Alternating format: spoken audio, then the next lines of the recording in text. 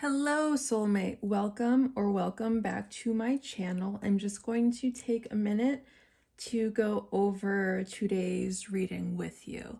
So last week I did a reading that was supposed to be a message from your angels, and a lot of soulmate energy came through in that reading. So this week I am going to be diving a little bit deeper into that, and if you're new and you just want to watch this as a soulmate reading, that is fine. I will also link last week's reading in the bio so you can kind of get some more background information if you want to, but it is also okay if you just want to watch your pile. So, originally, when I started this, what I told myself was I wasn't going to make this a love messages channel because I feel like there are so many tarot readers that do love readings, and that is such a focal point for so many tarot readings. I was like, no, I want to do something different.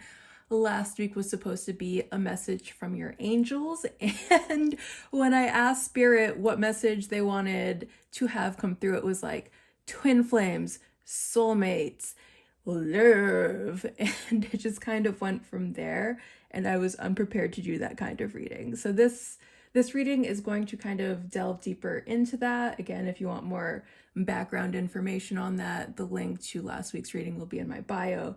But again, you can just watch this as a reading for a relationship that you're interested in right now. Now, before we get started, I would like to preface this with soulmates are not strictly romantic relationships, okay? Soulmates can be a familial relationship, soulmates can be a platonic relationship, soulmates can be a romantic relationships. A soulmate can be someone that just pops into your life to teach you a specific lesson, and that is all there into it.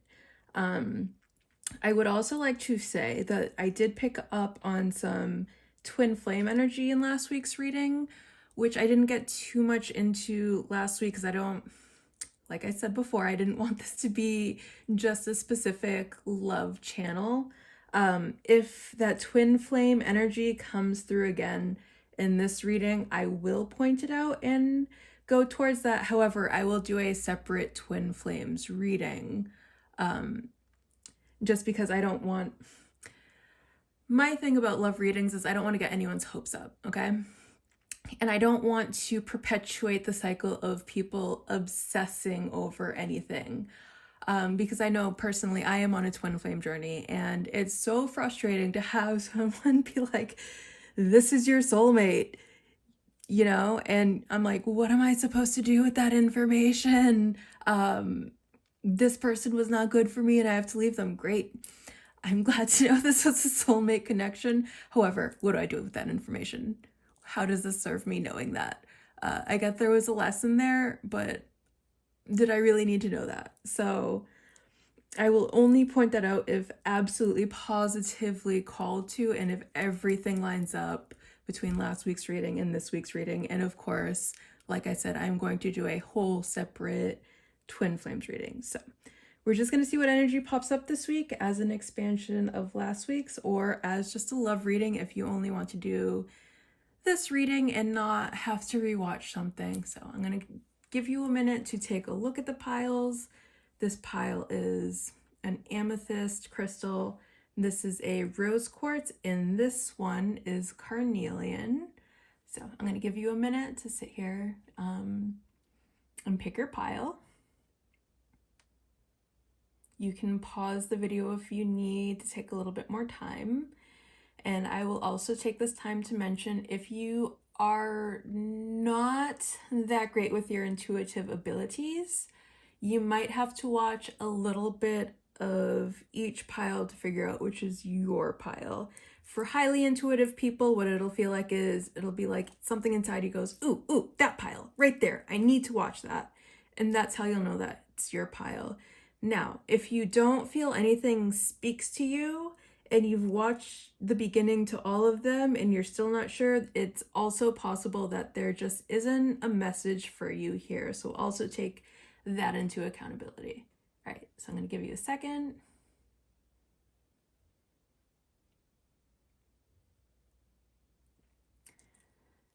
So I hope you have chosen your pile and let's get into it.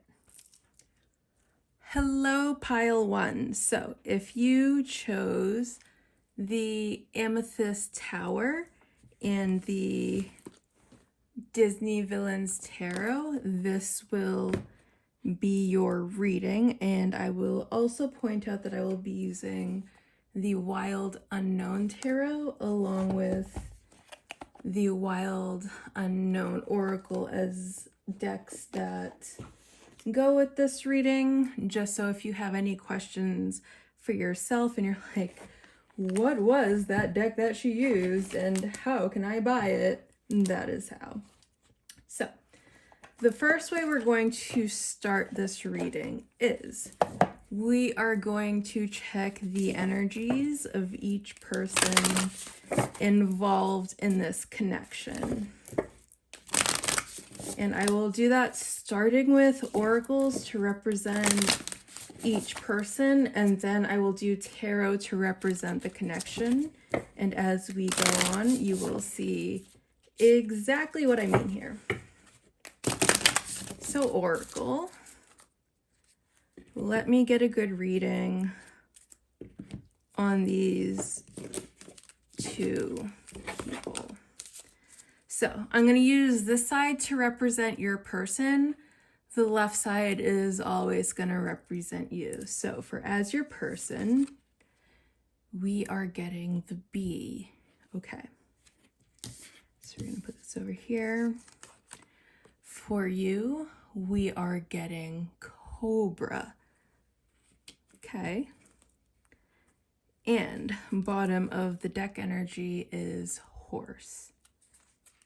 Interesting. I'm going to put bottom of the deck over here. Now, for the connection, let's see what we get between this cobra person and this bee person. What is the connection like? Are you in separation? Are you together? Is there fire energy? Is there water energy? Is there earth energy? Please, Spirit, tell me what's happening currently in this connection.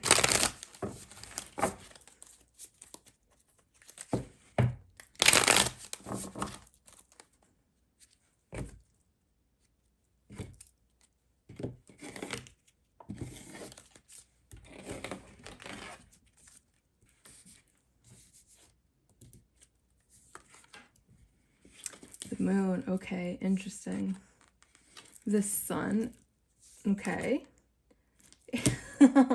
Okay, so not to reference last week's reading too much, but the Four of Wands was something that came up so much in last week's reading, and I'm happy that it's here again right now. Oof, bottom of the deck energy is the Five of Cups. We're gonna get into that in a minute. What I really want to do right now is get into the oracle cards that represent the both of you. One, because I think this oracle deck is done so specially. Okay, so we're going to start with the bottom of the deck energy. And the bottom of the deck energy is what's hidden. And I will say before I read this, I know that horses symbolize power. So there is a power to this connection that you guys are both feeling but hiding. Like it is a magnetism towards each other that you both feel, and you both do like the most to cover up, which is probably an ego thing. We'll check the cards and get into that later. So the horse. Momentum, freedom, expansive energy, and force. The horse represents the most masterful form of earth energy within the deck. It provides us with momentum to so reliable, so supportive that you can ride on its back toward any goal, no matter how difficult the terrain. A horse personality is fully awakened, fully alive. It cannot be defeated. Horse's freedom becomes available to us when we hone and collect our energy through daily practice. Physical stamina, exercise, and mental force, meditation, are the secret weapons behind the horse's legacy. When in balance, achieves anything, never gives up. When out of balance, runs away, feels weak. to bring into balance, strength training. Okay. I feel like you both really prioritize your physical fitness. I feel like that's an undercurrent that really ties the both of you together. But when you think of someone who is able to really reach peak physical form, yes, it does appear physically, but there's so much that goes on beneath the surface that really speaks to the horse's power. It is your willpower. It is your motivation. It is your willing to be like, I am tired today, but you know what? I am going to get up and I am going to go to the gym because I know that's something that's good for me and this is a goal I want to achieve physically and I'm going to go get that. That is horse energy.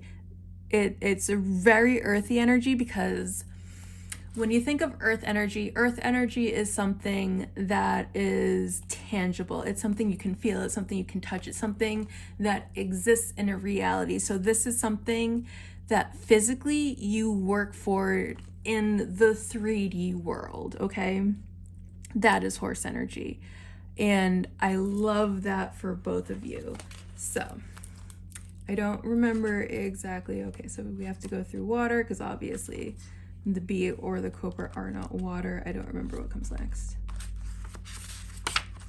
I'm pretty sure it's going to be the cobra because I'm pretty sure I'm getting fire energy from the cobra. Honestly, I could even go ahead and say that the cobra, no, that would be water energy. Let us find it here. Okay. Cobra, pausing, waiting, the inner teacher. The cobra represents a teacher or spiritual guardian. The cobra hovers and watches, ever present, ever protecting, ever loving. The essence of the cobra is found deep within us, the form of the inner teacher, and manifests externally in those special guides who have led us along our path. What would it feel like to be a student again? What are you ready to learn? Remember that the old saying, when the student is ready, the teacher appears. When in balance, a student of life, humble, wise.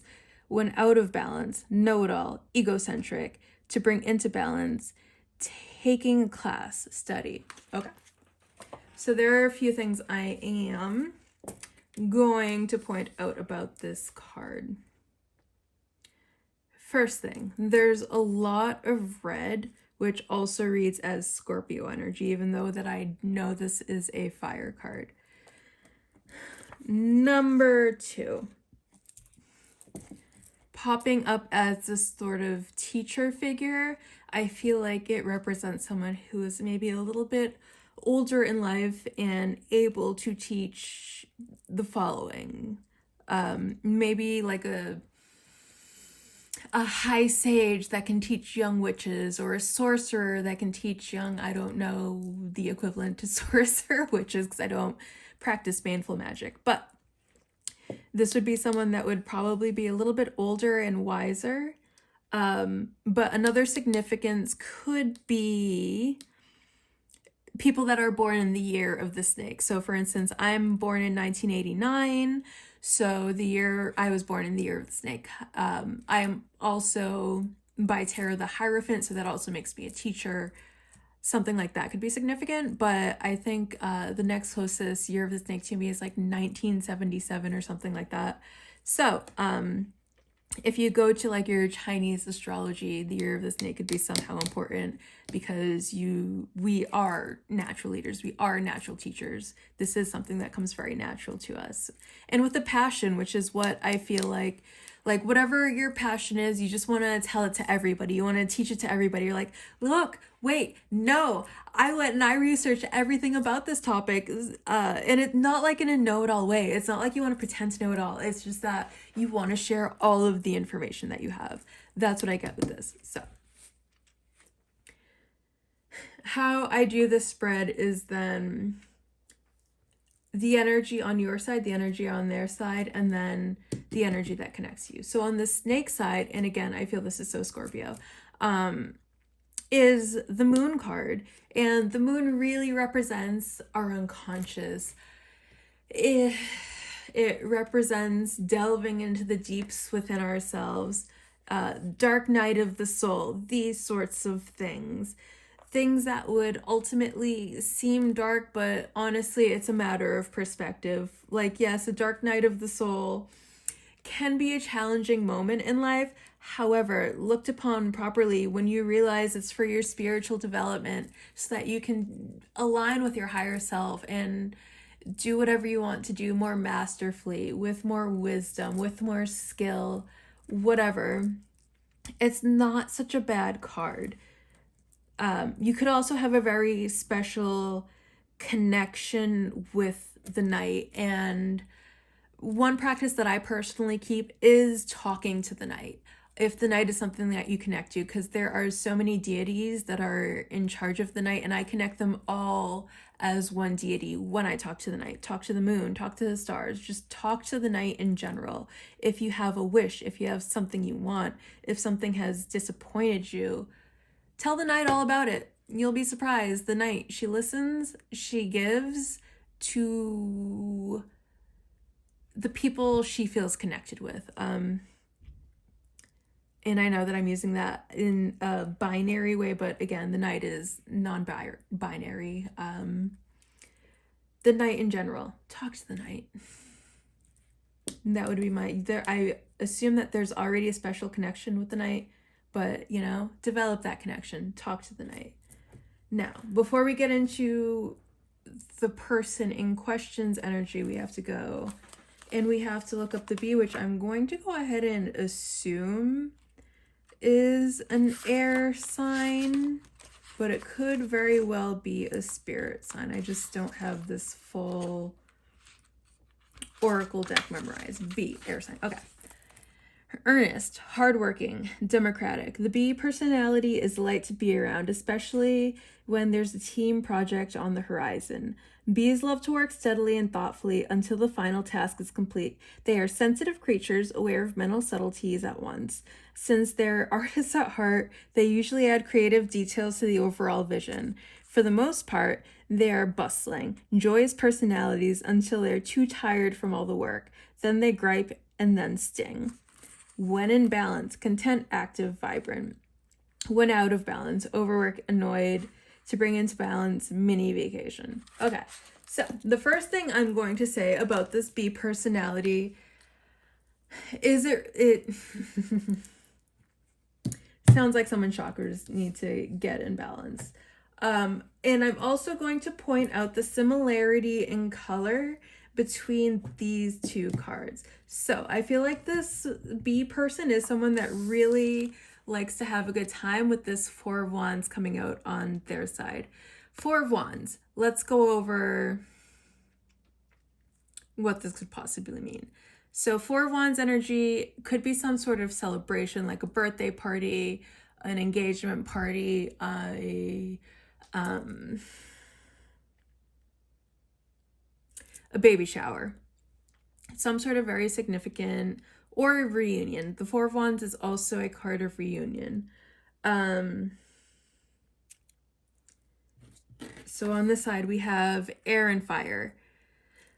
So the signs associated to this side of this tarot reading would be Gemini, Aquarius, Libra, or Leo, Aries, Sagittarius. And then we have the sun, which would be more fire. But I want to go over this side first. This is a person that you perceive as being like a very happy person. You see this kind of bee buzzing around. They're like, oh, a flower. I'm going to take that pollen. Oh no, oh, another flower. I'm going to take that pollen. And you see this bee person as really just sort of going along, collecting pollen, living its happy little bee life, okay? And you might actually not be wrong. That could genuinely be the personality of this bee person.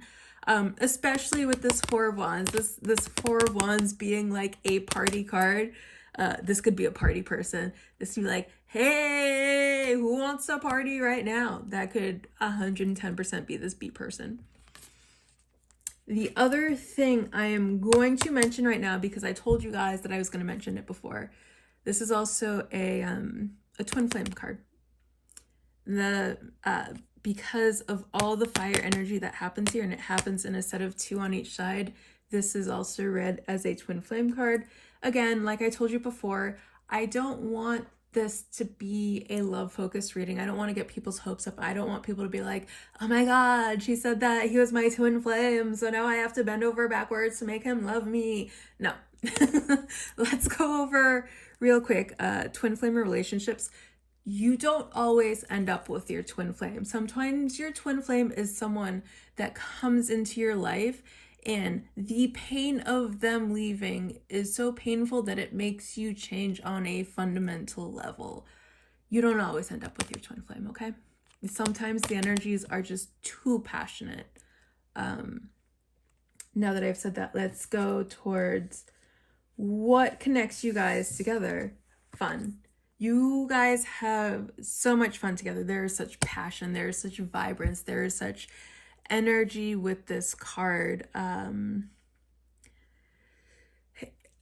With how it kind of expands outwards like this, I feel like it's sort of like a calling towards each other. Like your souls just want to connect. And even if you guys aren't talking, even if you guys aren't physically together, it's like your souls connect.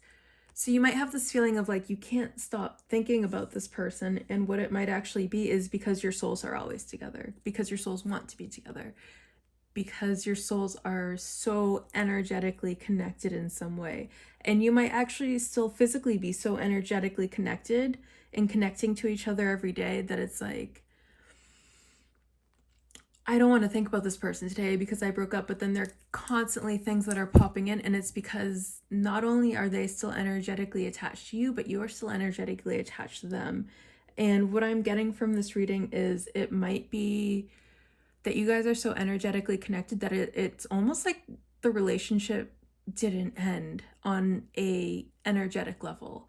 Like physically the relationship ended, but energetically, you guys are still so attached to each other. So attached.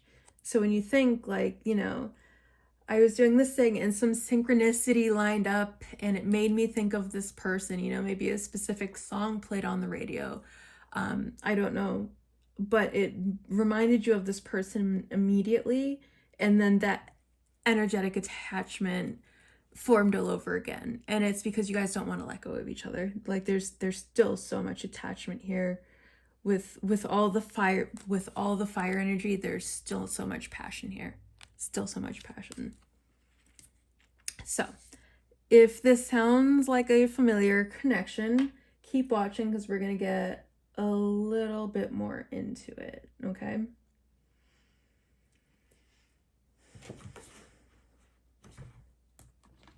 so your pile was the Hocus Pocus pile. I mean, the Disney villains. I'm so sorry.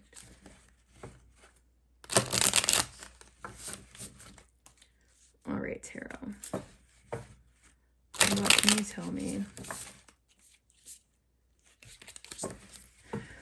about this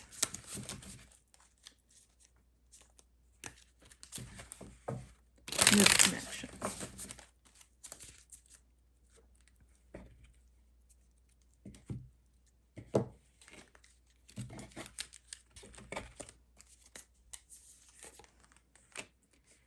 King of Swords, interesting. Queen of King of Swords, Queen of Pentacles. All right, Knight of Cups. Oh my goodness. Bottom of the deck energy is King of Wands. Jafar. I knew Jafar was going to pop out. And this is, okay, it's the most hilarious thing. Because when we look at Jafar and when we look at the Cobra, Jafar, hello, how are you, my love?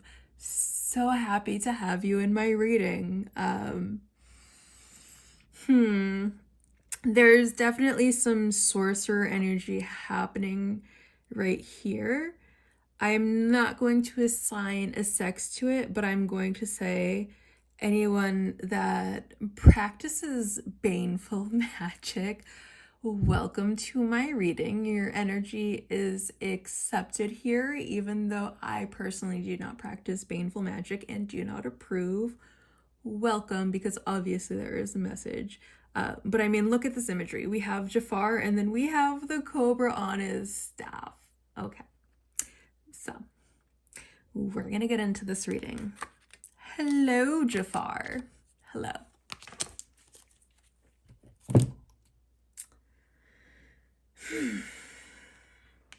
Let's start off with this King of Swords and Queen of Coins energy. So I feel like the people in question here are both showing up in King and Queen energy. Like you're both standing in your power. The Queen of Pentacles is standing in her independence. I make my own money. I buy my own expensive shit. I don't need you. And the King of Swords energy is, I am very smart. I am very regal. I lead a pride if I want to. And these are both very attractive energies, so it's no wonder you guys are so attracted to each other.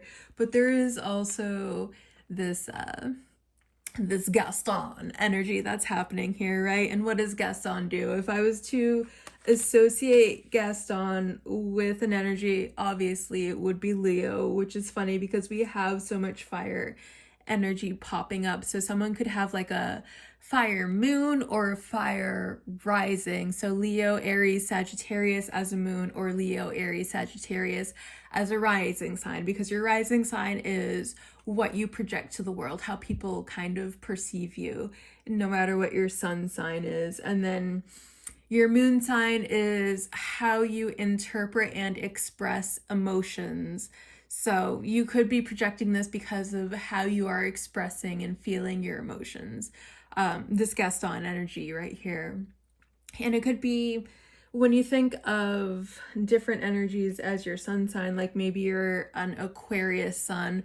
Aquarius is known for not being a lot more reserved emotionally, right? Because air signs, air is more logical, air is more in your head. It's not really an emotional sign. Whereas a Knight of Cups is more in your emotion. It's more passionate. It's more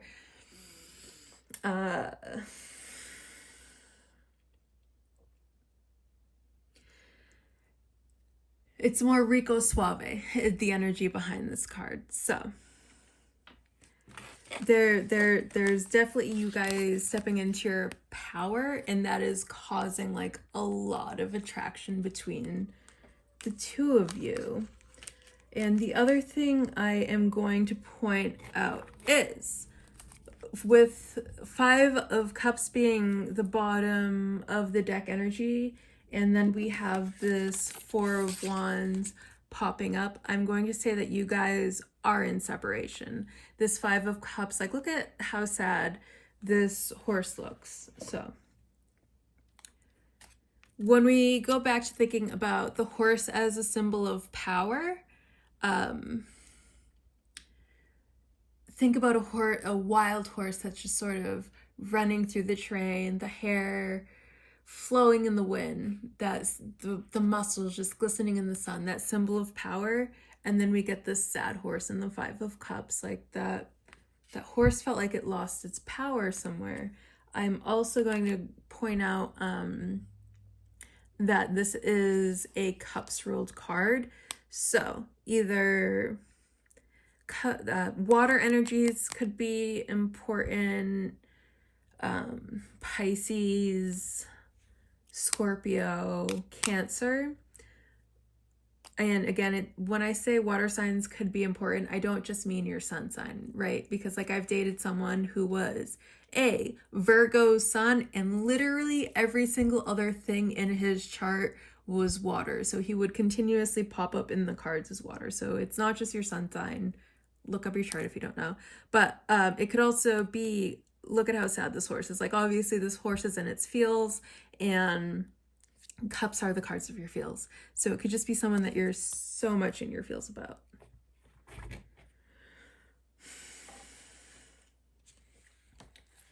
And then when we go to the King of Wands as the bottom of the deck, okay, so we see this kind of couple. There's obviously something going on here.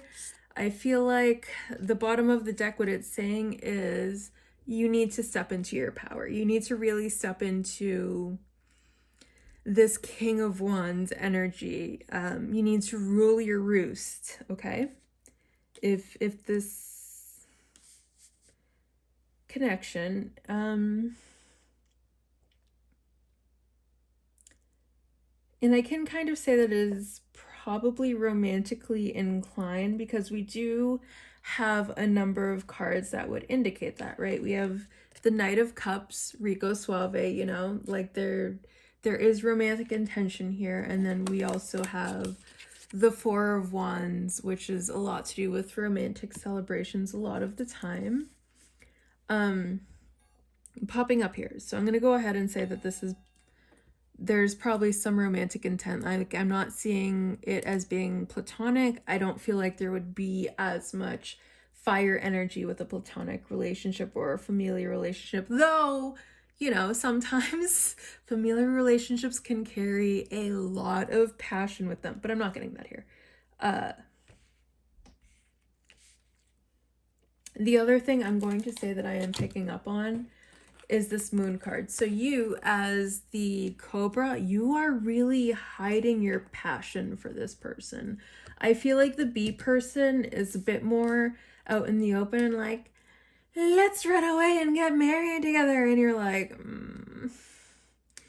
I don't know. Do I tell this person how I feel? That's such a scary thing for me as a Cobra. And the bee's just happily sitting around like, do you run away and get married? And then they just kind of go off to the next person like, do you want to run away and get married? And you, on the other hand, are like, let me dig a hole in the ground and think about this for a minute.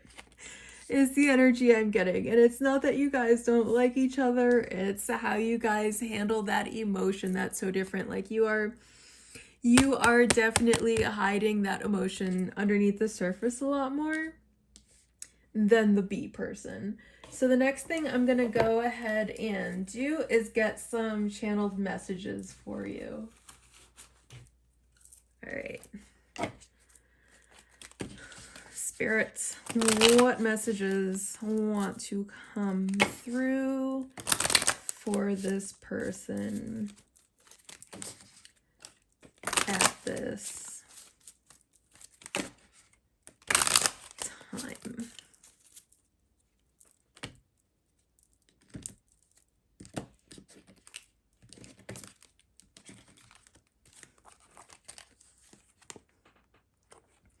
I still have growing to do. You deserve better than me. I think the world of you. Okay. Bottom of the deck energy is our story isn't even over yet. So I'm actually going to start with this energy because that is a lot of the energy that's coming through, with the bottom of the deck for this one being the Five of Cups, but also the Horse for the other. It's like there is a sense of power. Like there is such a strong, powerful connection here, despite whatever sadness. Oh my goodness. And there's actually a story that's coming through for me on the bottom of this deck. So I'm just going to go ahead and check this energy real quick. So behind the Five of Cups is this Eight of Swords. Now, the Eight of Swords is you really being in your head. Swords are always you being in your head. So it may have manifested physically as a breakup. However, your choice to stay stuck in that breakup energy is entirely up to you. What you focus on is entirely up to you. And you may be playing the victim a little bit here, where you're like, oh my God, this person left me. I am so sad. What am I going to do? With the Page of Cups coming up after that, there could be like a real need for some sort of communication to happen. And you might think that you need this communication to happen to resolve all of these energies. The Eight of Swords being in your head, the Five of Cups being in your feels. You're like in your head, in your feels about this person, and you maybe want to talk about it. But remember, whatever block that you feel that you have towards talking to this person, that is all in your head. And it may be an ego thing, especially with you coming up as the Cobra.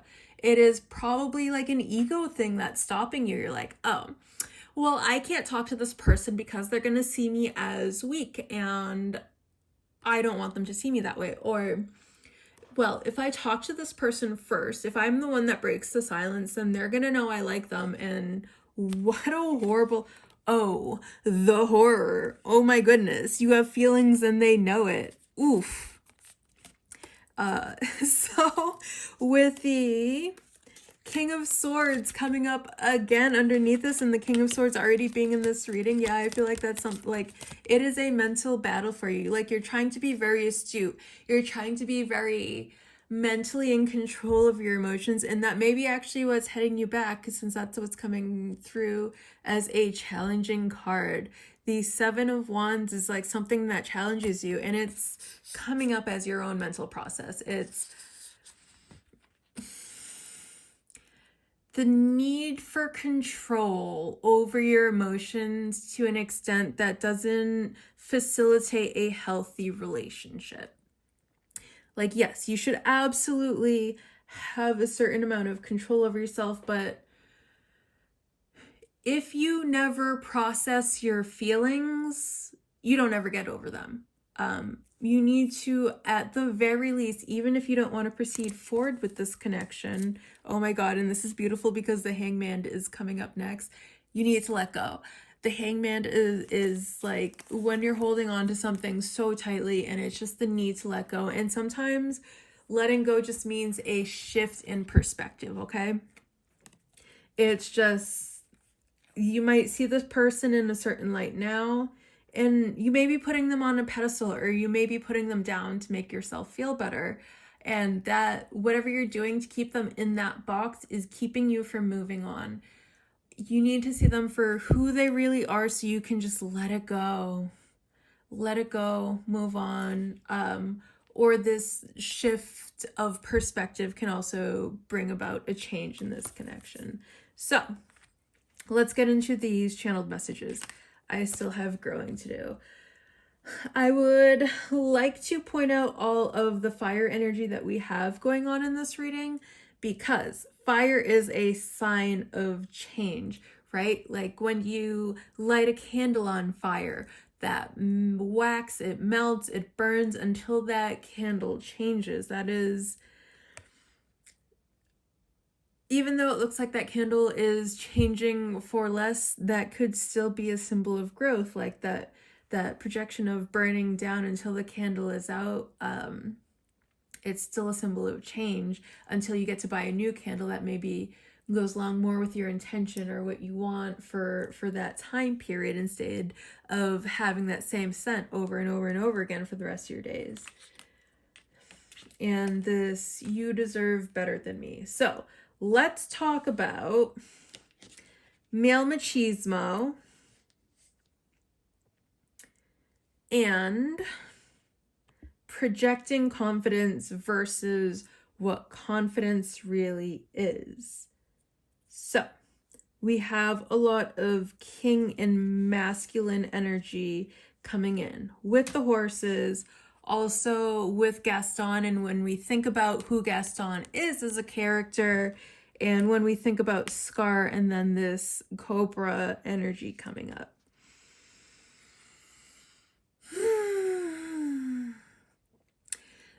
Someone may be putting on some sort of bravado, and this is gender neutral, okay? There could be some show that's being put on to impress somebody that isn't your authentic self.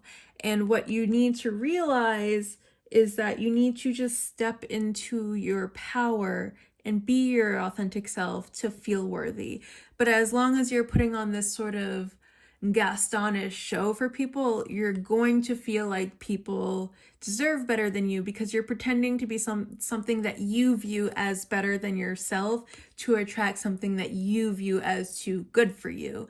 And that is something that needs to change. Okay. I would also like to point out that this is the Knight of Cups. Cups being in the rules of feelings, and Gaston coming, you need to change how you feel about yourself. How you feel about yourself on the inside. Because you deserve so many great things, okay? Gaston, maybe not the smartest man,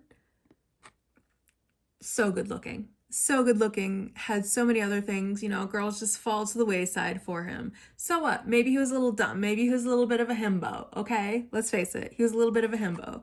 But Gaston was the prize man in the town. Step into that power of knowing who you are. And then we can move on to I think the world of you. This is very sweet. And I feel like this maybe be more so be your thoughts towards them, but could also be a very mutual thing. So the other thing that I'm going to point out is I had a lot of anxiety towards this pile, and I'm going to feel like it's going back to this you deserve better. I think this is actually maybe a mutual feeling. I feel like so there's this saying about if you're afraid of spiders, people will often like to say, well, the spider is more afraid of you than you are of the spider. I feel like there's just this sort of energy of you see this person, you're like, it's a spider. And this person sees you and they're like, oh my God, that boot is gonna crush me. They are so big. And you guys just don't even have an accurate perception of each other in this connection. There's just so much fear being bounced back between the both of you. And again, I think that's what a lot of this fire energy that comes up here has to do with. So to go over it, I'm going to say fire is the dominating energy of this pile, because we have so much passion going on. And there's the second dominating energy I'm going to say is cups. So we got the 5 of cups, right? We got the Knight of Cups. We got the Moon, which as a major arcana is going to overpower the minor arcana cards in this deck, but bottom of the deck energy being King of Wands. But we do have, I'm not going to deny it, we do have a fair amount of air energy in here as well. So I'm going to go talk about the bottom of this deck. With Jafar coming out as the King of Wands, what it's also not seen is this Knight of Swords. I feel like there's a need to take action that someone is very much thinking about, but maybe too afraid, which is why it's the bottom of the deck. It's what's hidden. And being underneath that is the Star, which is ruled by Aquarius, which is another air sign. And it's the hope. Someone is hiding how much hope that there may be for this reunion to be happening, but also just, oh my God, so beautiful. Okay, anyways, but also for how they feel like this could unfold. This 10 of Cups is someone might be so hopeful that this could be everything they dreamed, everything they wished for, especially with the 9 of Cups coming up underneath that, the 9 of Cups being a card of wish fulfillment, but also coming up with the Star on bottom of the deck, the Star being another wish fulfillment card. I feel like 2 of them coming out could also signify that this could be a wish fulfillment for both of you. Oh God, there's so much. I'm sorry, there's so much of a message coming in the bottom of the deck. So then we go to the Hermit.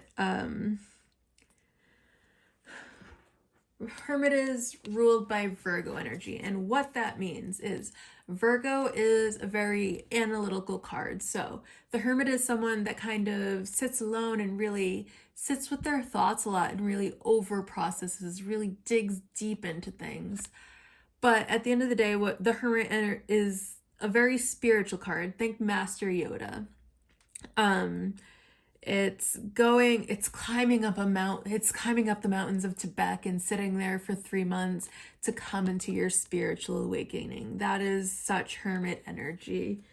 And what it may be brought you into is you're feeling like coming into touch with your own feelings, coming into touch with your masculine feelings, which is a very hard thing for people to do because we think of feminine energy and we think of masculine energy. And it's so easy to assign the things that come along with feminine energy, water energy, to feminine energy. But coming into feminine water energy could be a little bit more difficult. And that might be the challenge here. Okay. And then the other thing I wanted to point out was our story isn't over yet. 4 of Wands, yeah. And it might be something that you both feel, like feeling that you guys didn't really close out your chapter, feeling like there's still a conversation that needs to be had. This would definitely explain why you guys are so energetically attached to each other, because there's like definitely a feeling of, well, wait a minute, we didn't even get to talk about this. You're really just going to leave, you know? And that doesn't necessarily mean that you guys are going to have the conversation, but there's definitely like a feeling of, hey, wait, we're really not going to talk about this though? Like, you're really just going to walk off like that? So, pile 1, I think that is all I have for you. I hope this was really eye-opening and that you got something from this. Again, I'm probably going to do a twin flame reading pretty soon, so if you want to dive a little deeper to see if this is potentially your twin flame, or if this was more of just a fiery fling that happened, I would go into next week's reading. Okay, I love you, bye. Hello, pile 2. If you chose the rose quartz tower along with the Hocus Pocus tarot deck, then this is going to be your reading. Welcome, my friends. So I'm going to start out, just in case you're like, oh my god, these decks are so amazing, what are they? I want to buy them. Today I'm going to be using the Wild Unknown Tarot along with the matching Wild Unknown Animal Spirit Oracle and the Andromeda Skies Love Oracle. Okay, so let's get started on your reading. The first thing I'm going to do is I'm going to check the energies of both of you. So I'm going to use this side to represent you. This side is going to represent your person. So this is going to be like how you know, like, oh my god, is this reading for me? Let me know if these energies are synchronatic for you, and if they are, well, friend, congratulations, you have found your pile. So, Spirit, give me a check-in for the energies for this pile. Who are these people? Let them know that this is their pile. What energies are we having come through for pile 2 today? All right, pile 2, let's see what's going on here.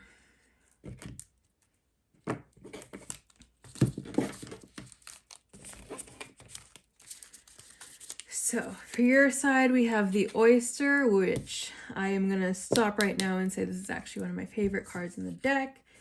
Oh, I also love this card too. We're going to get into that in a minute though. The black egg for them. So beautiful. And then the bottom of the deck energy is the Nightingale. So I'm going to put these over here and we're going to dive into exactly what that means in a minute. But first, I'm going to build the bridge between you. So what happens between you and these cards is going to represent the connection.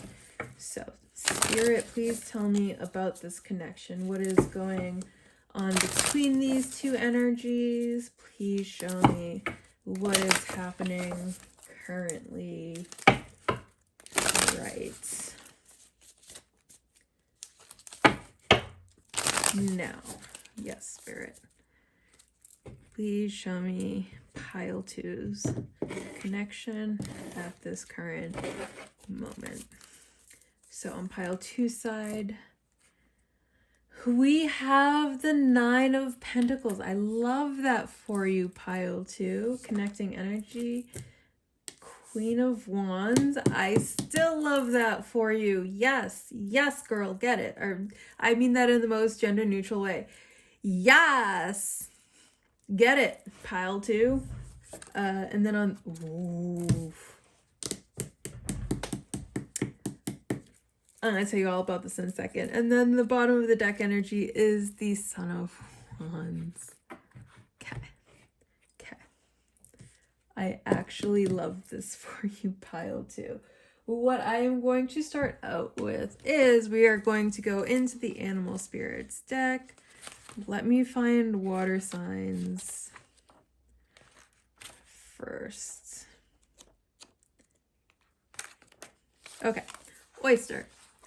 Patient, secret keeper, hiding inner treasures.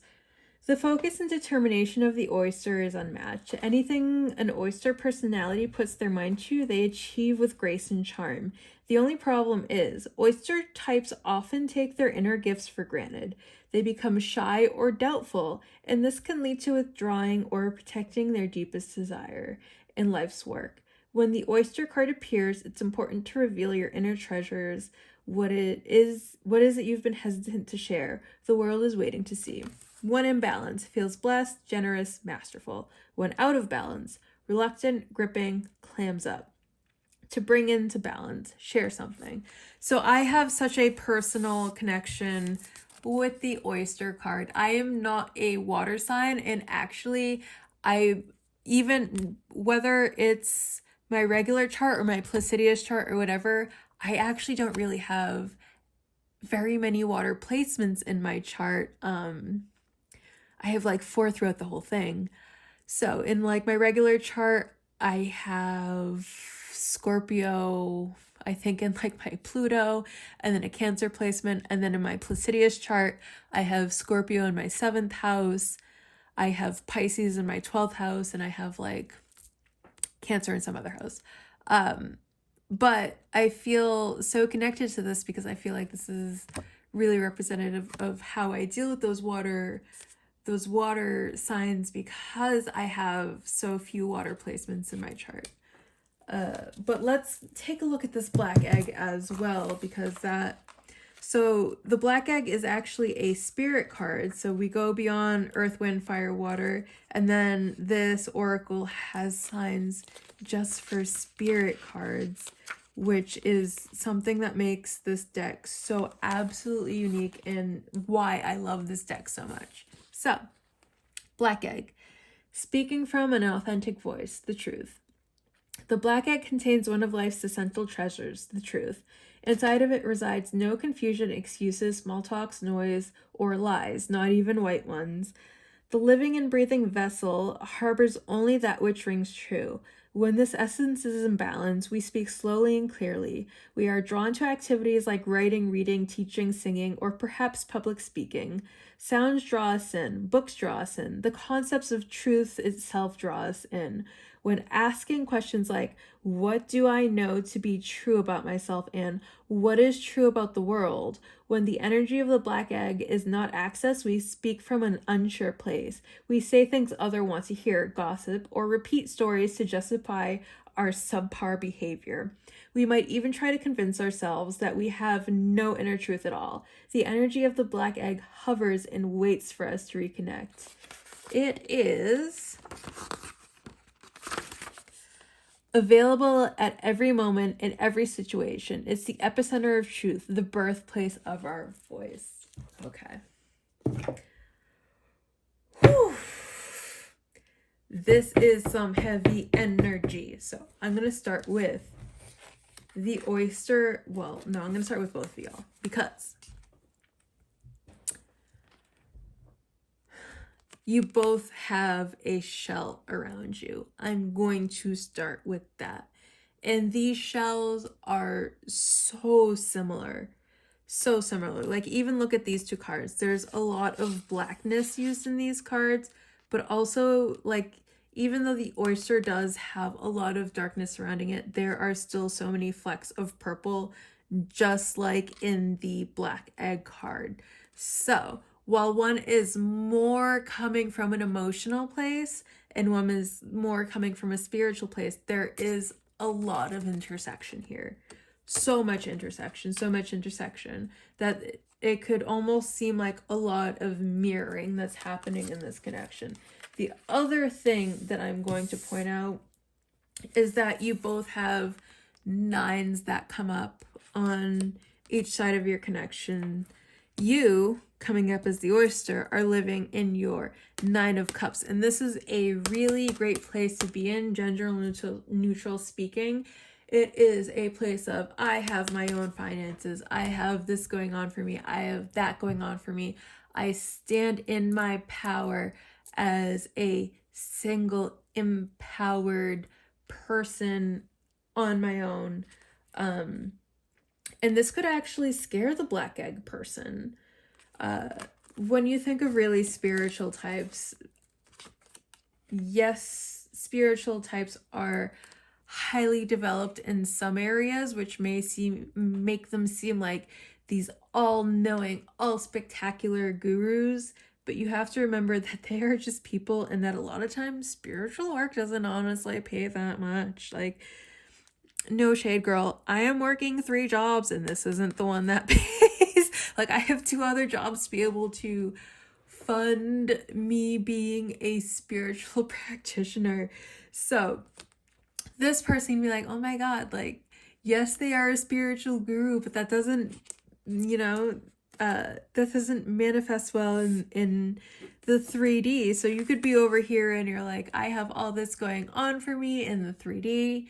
I am sexy. I am cute. I got the car. I got the house. I got the boys, and you're not quite in a queen or king's position, but you still got stuff going on. Let's face it.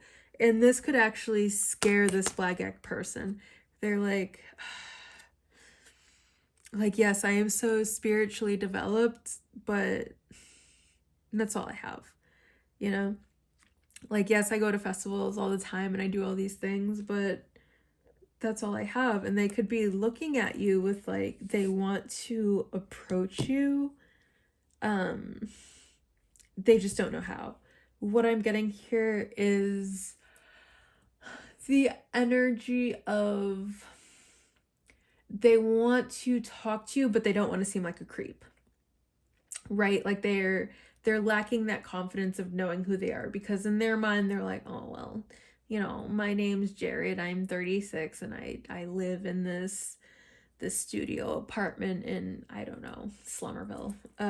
And they think that your life is so great and so put together because of whatever energy you're projecting. So the connecting energy is where you two come together. And I love this for you because there's so much passion here. I feel like if you guys did connect, once you guys do find that energy that you connect on, it's going to be a beautiful thing, because the Mother of Wands, she fiery. Ooh, she's such a vibe, honestly. And if you guys can connect on that vibe, that would be a beautiful way for you guys to come together. And then with the bottom of the deck energy coming here, I wouldn't be surprised if maybe you're a little older than this person. And they feel like you're coming in as really this Mother of Wands energy, and they feel just a step behind you with like their anxiety coming into play here.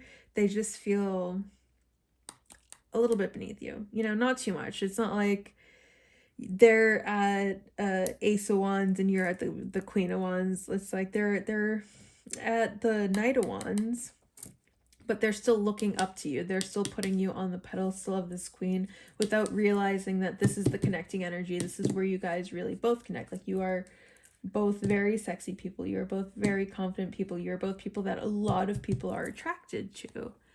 And then for the bottom of the deck energy for over there, we are going to take a second to find where the air signs are in this one, so that I can read you the Nightingale.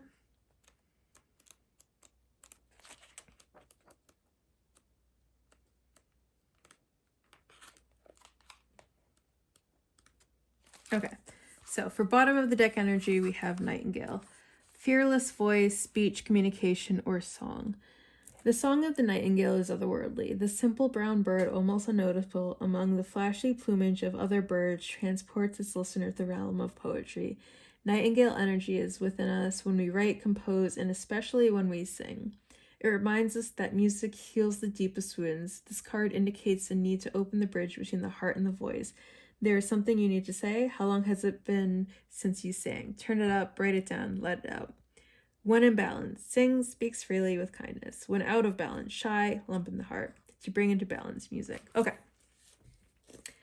So, what I am getting is, though there is a lot of passion that's happening here, you guys aren't talking to each other.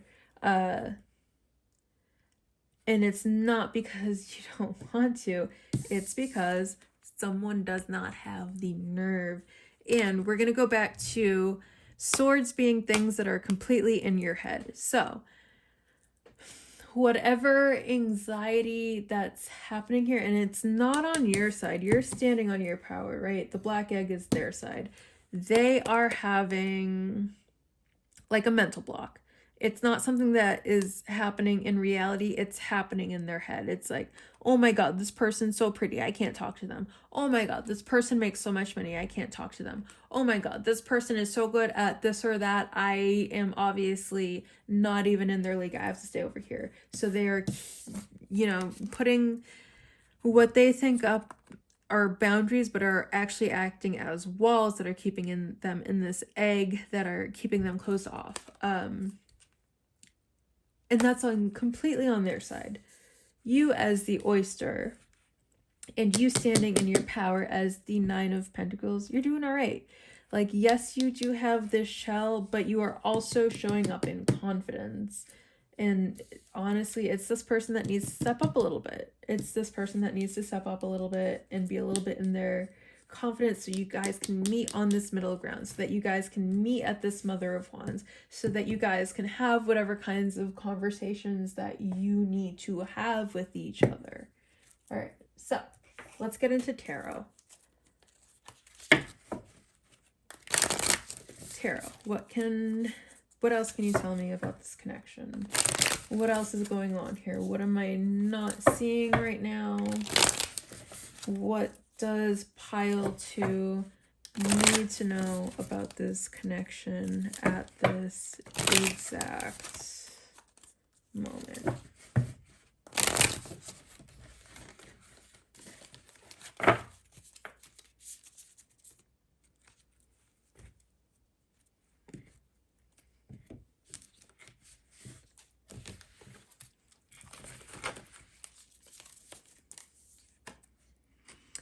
Oh my goodness, the Four of Wands is okay. So for pile 1 and pile 2 in last week's reading, the Four of Wands came up in pile 1 and pile 2. They're doing it again. I'm sorry, I'm gonna go ahead and say that there is some twin flame energy that's happening here, and we're gonna get into this not only just now, but I think that means that this is what and we have the Hangman again. Okay. But also, I feel like this is what next week's reading has to be about, since we have a lot of twin flame energy coming through here. So, it could be very well that you guys are in a twin flame connection. Now, before you get too excited, remember, twin flames do not always end up together.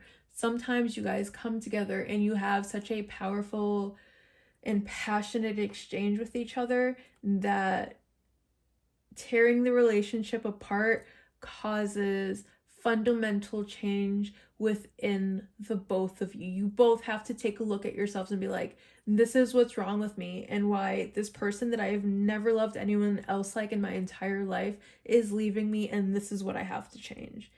And I'm sorry if that is part of your twin flame journey, but twin flame is not an easy journey. I'm not going to sit here and glorify it. I'm not going to sit here and romanticize any part of the twin flame journey. I'm going to sit here and say, I am happy that possibly you have met your twin flame, but also my heart goes out to you, because as someone on their twin flame journey, like the ish sucks. Okay. This is not a fun journey. Not a fun journey. I'm not going to romanticize it. So, that being said,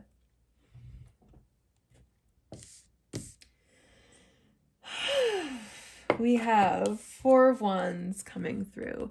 And Four of Wands is a twin flame card, and it's been coming up not only the last deck, but the last deck from the last reading, and this deck, but also this deck from my last week's reading. And it's a really, really beautiful card. It's a card of celebration. It's a twin flame card. It's a card of announcements, jubilee, all sorts of good things happening with the Four of Wands.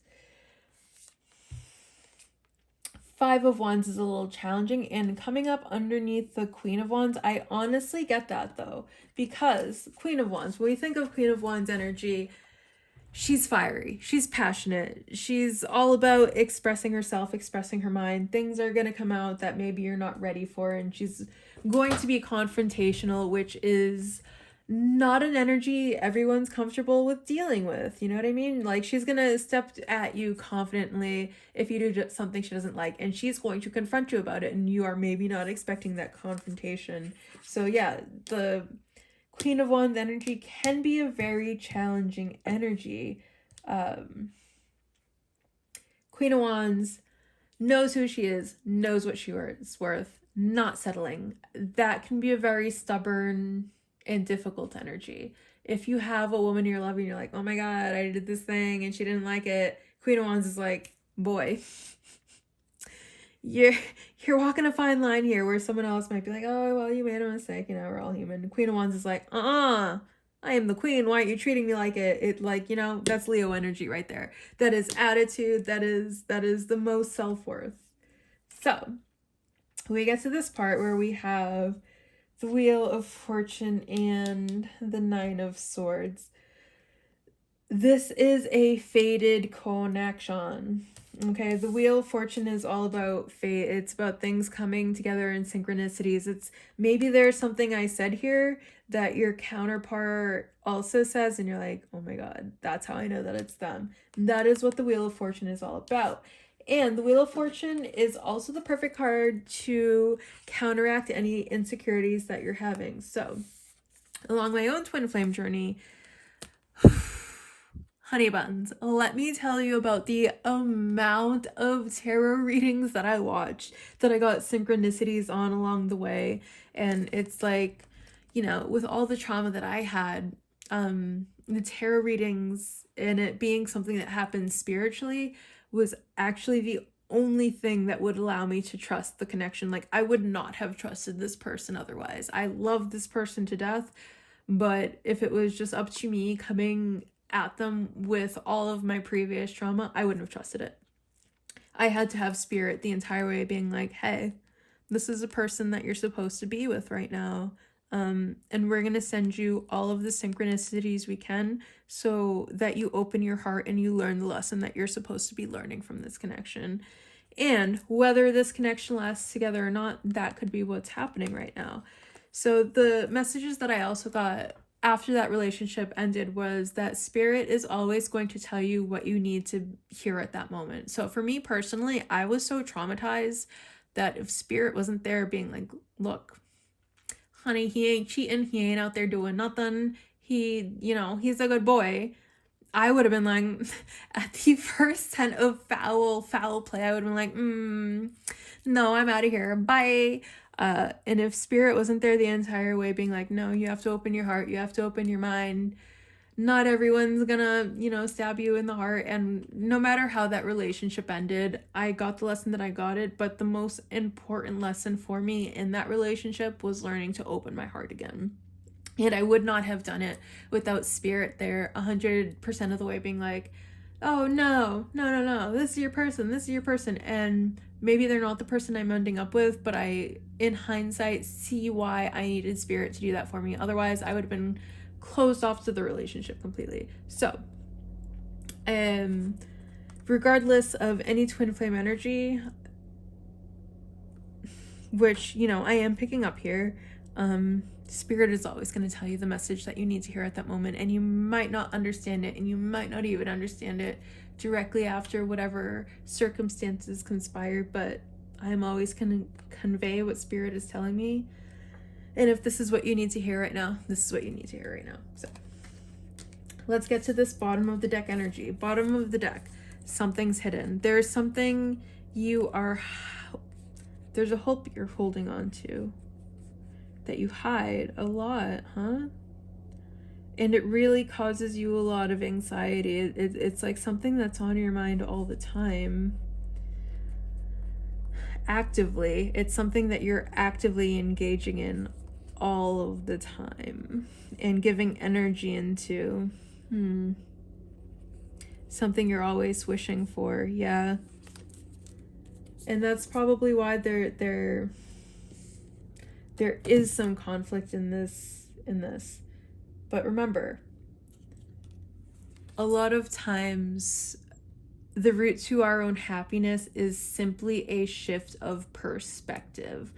Like maybe you go into something and you're like, okay, I met this person and now things are going to go A, B, C. And you're expecting things to go A, B, C, and that means you can be happy.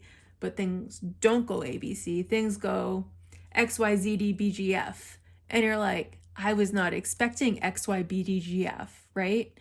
But that doesn't mean that won't make you happy. It just means that things did not go according to your plan, because things don't go to our plans. And that is the number one lesson of spirit.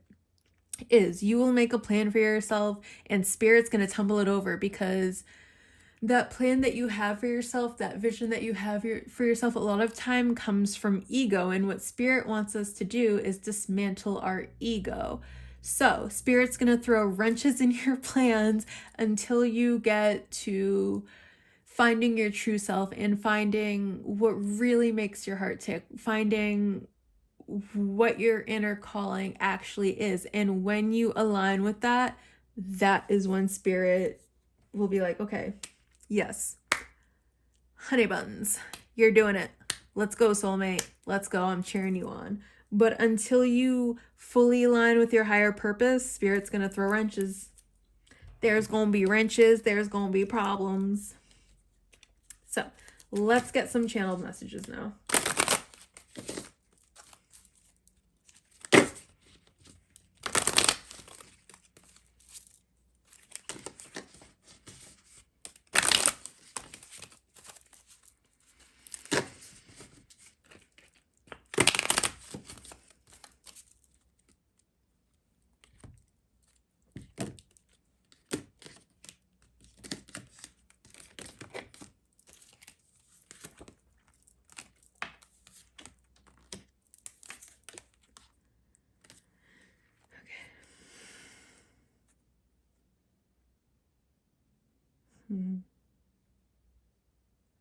Okay.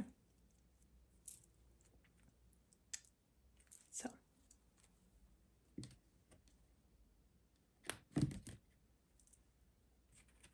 we'll start here.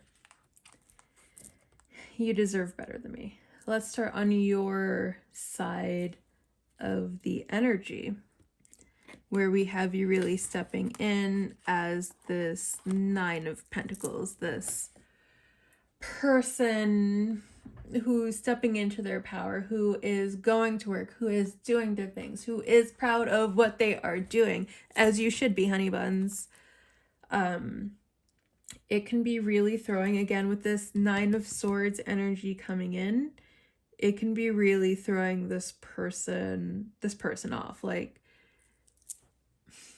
if you are a very strong female figure and you are coming in as this very strong female figure, someone that is coming in who is maybe physically male and thinking that they have to step into more of a male energy could have difficulty aligning with more of their female energies. And what we have to remember here is that feminine energies and masculine energies are energies that exist between, inside of us, inside of both of us, okay? So everyone has feminine, masculine energies. And while you may be more aligned with yours, maybe this person wants to align more with their masculine energy And that's what they really want to commit to. But what they don't realize is to have a healthy, committed relationship is that they need to balance both their male and feminine energies. They need to be able to lean into their intuition. They need to be able to lean into their emotions. There are a lot of things that they associate with femininity that are just a part of being in a normal, healthy relationship. And they are maybe a little bit too much in their ego, which is why this 9 of Swords is coming up, okay?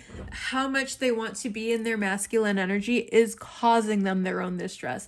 They are the perpetuator, they are the executor of their own misery, okay? Because they think, oh, well, I have to be macho, which means I have to be making more than my partner, especially if my partner is female. And maybe their female partner makes more than them. And this is going to cause them anxiety because they're like, oh, that means I'm not a man. That means I can't be with this person. Okay.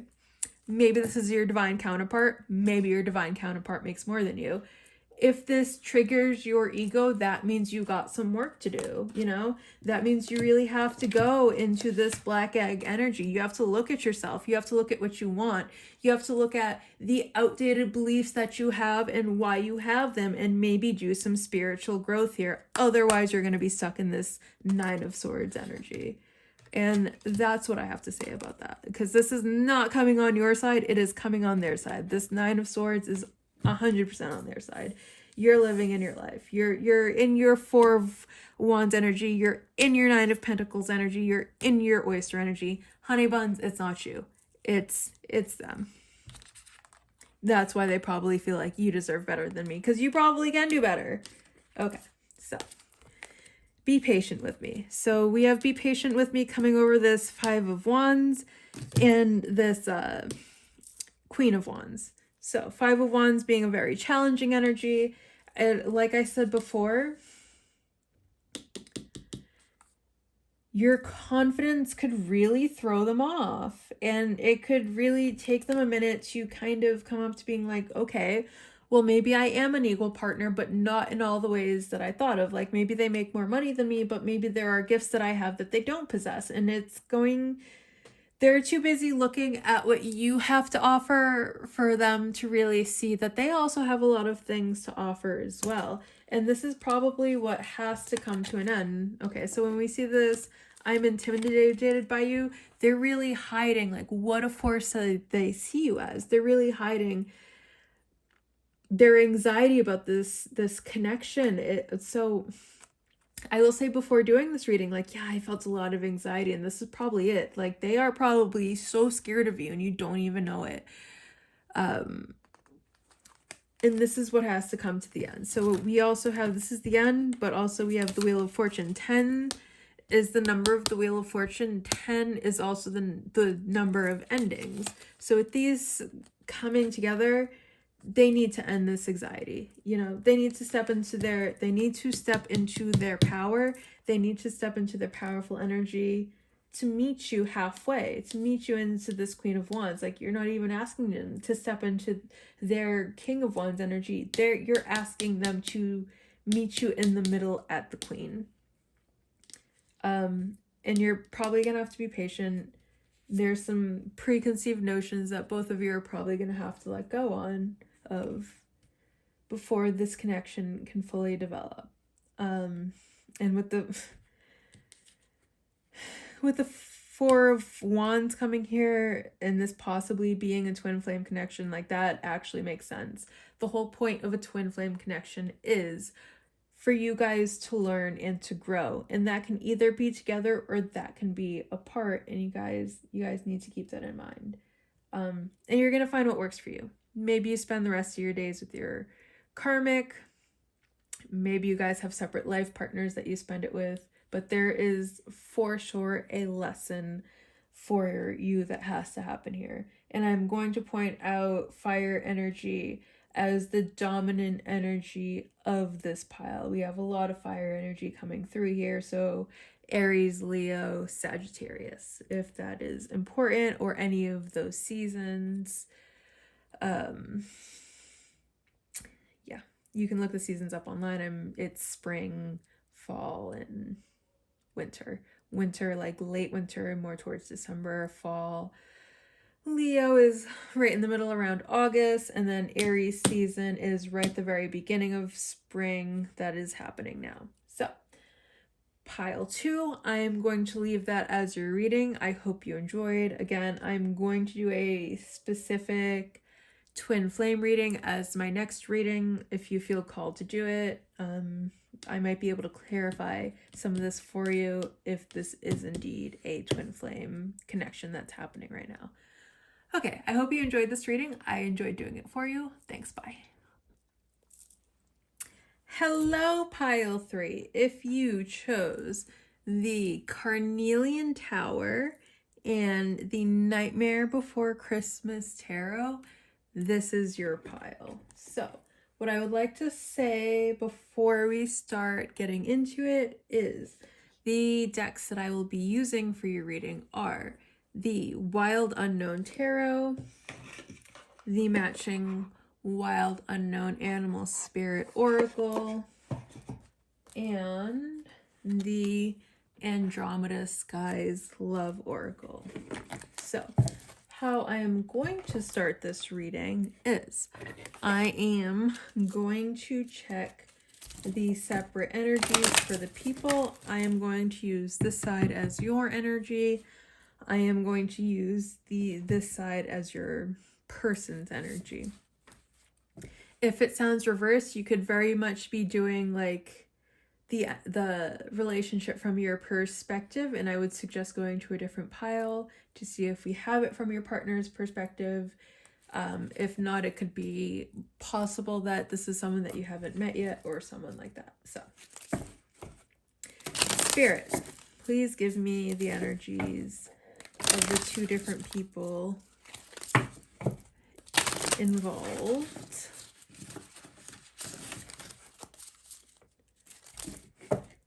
In this connection. Please, Spirit, show me the 2 people as they are represented by their higher selves, as their true selves, as how they show up in the world. Show me these 2 energies.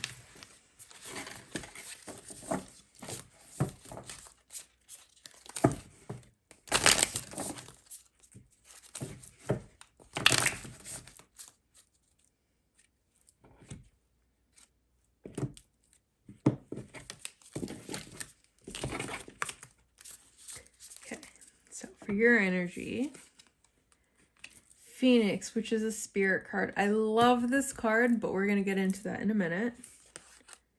And, Otter, yeah. We'll get into that in a minute as well. Bottom of the deck energy is the Horse, which we also had for pile 1. So if you are also attracted to pile 1, I would suggest reading that. There might be some more information for you. Now, Spirit, show me the connection between these 2 energies. What's going on here? Please show me the truth. Spirit.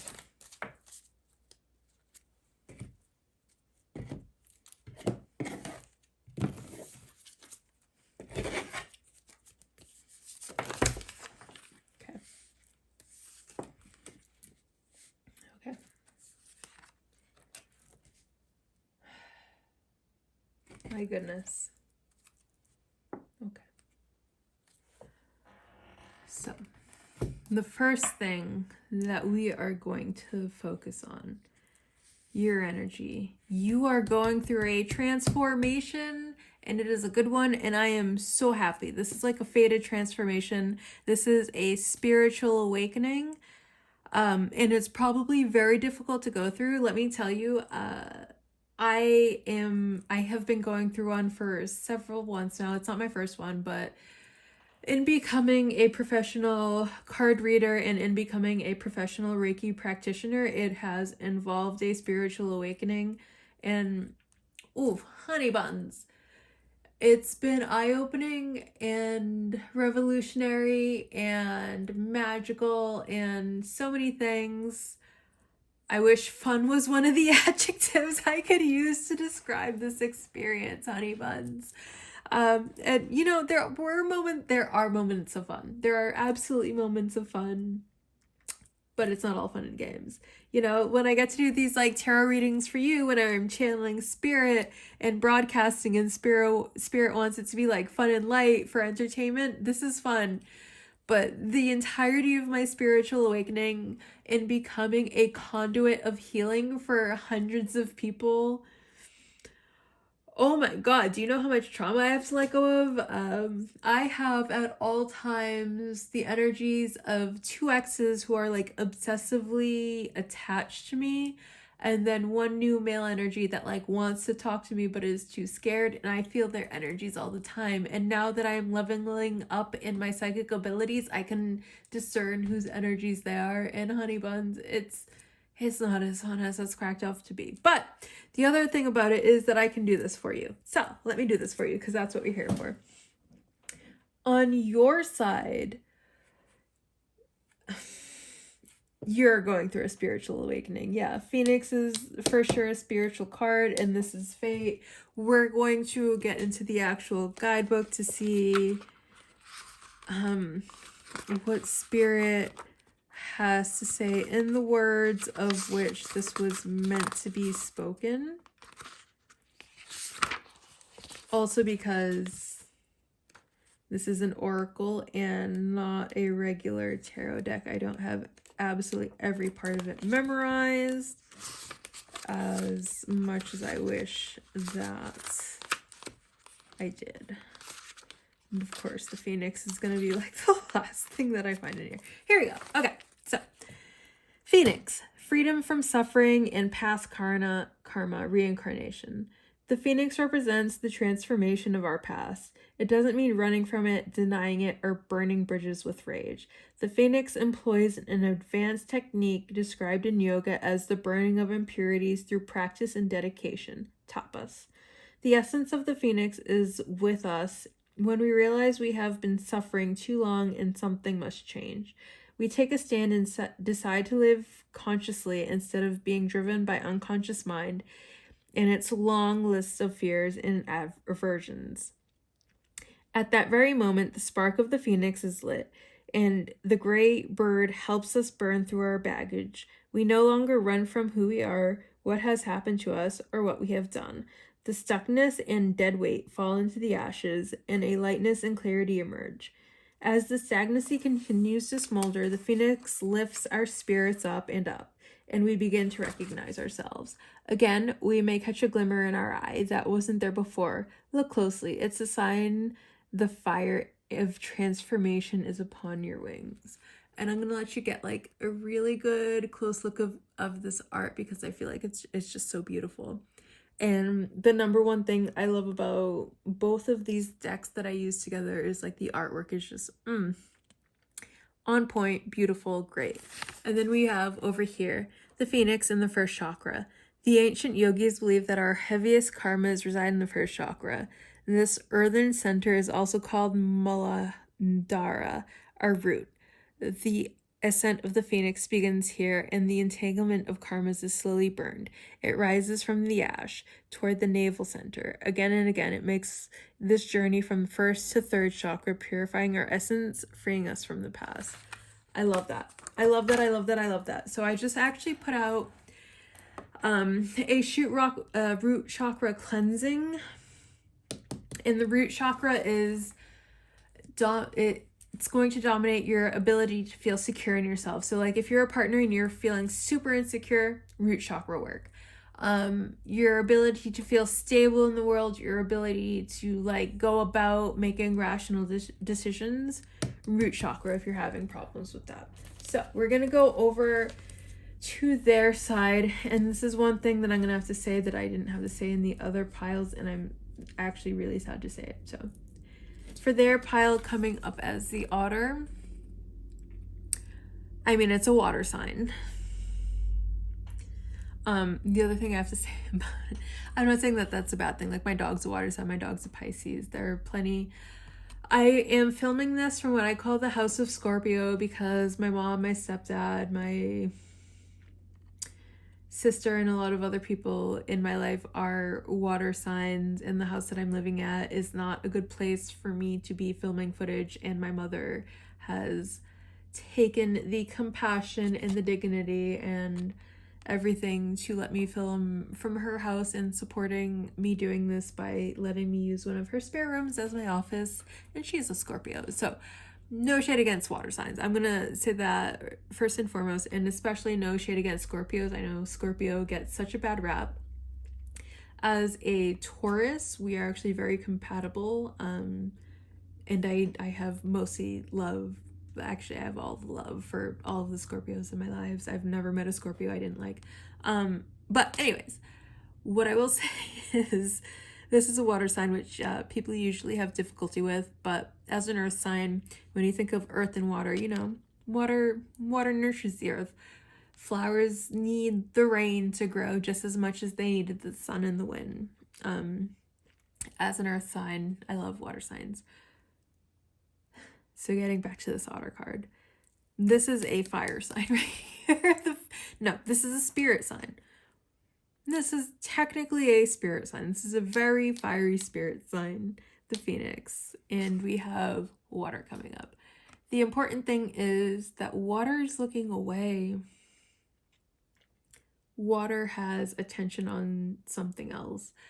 But what you need to know about this is the reason that the water sign is doing this. You might be like, oh my God, a water sign found someone new and now I'm really sad and what I'm going to do about it. But what you have to realize is that the water sign is only doing that because of how heartbroken they are, honey buns. Oh my goodness. That water sign is so broken up inside that they literally have to look at something else to get their mind off of you. Otherwise, they are in this 5 of Pentacles energy. And when you think of water being something that happens in your emotions, something that happens inside, water, if it was a 5 of Cups, that would be something that's happening internally. But with the 5 of Pentacles coming here, it's like their internal state has taken over so much that it's now affecting their physical state in this 5 of Pentacles energy, okay? They maybe see you as having so much fun with your friends and doing this and that they're like, oh my God, that Phoenix person is over there and they're having fun with their friends and I'm out here by myself. That's the energy that they're in. So when you see them looking away from you like this and you're like, hey, why are they paying attention to someone else? Because they literally have to, or else they would think about you 24/7. That's why. Okay? That's why. So let's get into your energy, honey buns. Phoenix. Love this energy for you. I absolutely love this energy for you. Yes. Yes, queen. Yes, king. Yes, they, them, there. I love that you are stepping into your power and rising above all of the bullshit. This is your destiny. Also, this is where your power lies, like your ability to drive through things. A lot of people would see their adversity as something that holds them back. For you, it's your strength. For you, your adversity is going to be like, all these people is telling me I can't do this because I only have one leg, or these people are telling me I can't do this because I have one eye, or these people are telling me I can't do this for whatever reason. You're going to be like, and now I'm going to do it twice as good just to prove you wrong. That's horse energy. That's horse energy, and I love that for you. So let's look at this other bottom of the deck energy, and oh my God. Okay.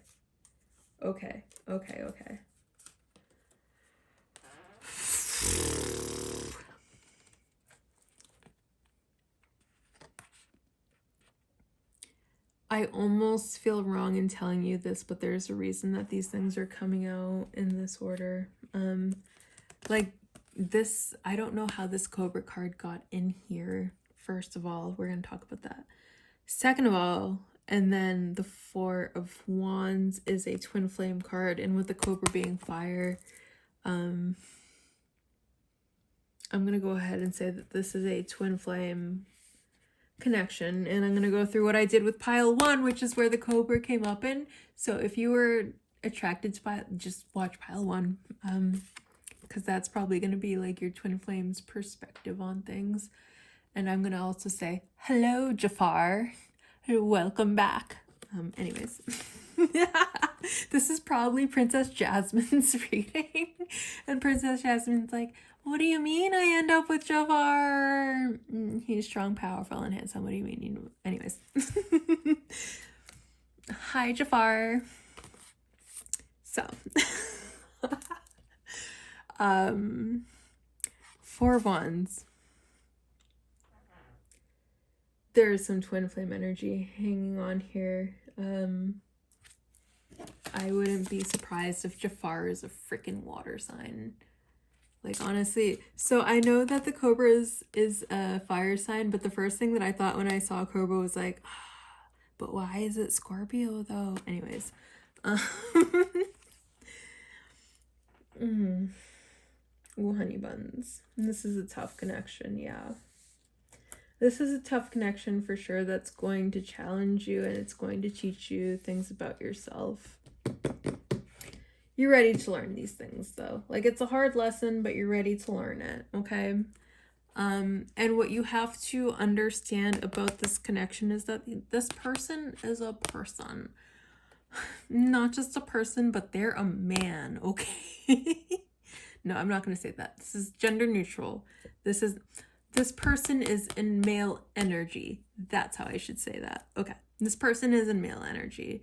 In male energy, when you are in female energy, doesn't always make sense, especially with communication. Like, you're probably sitting in this energy of,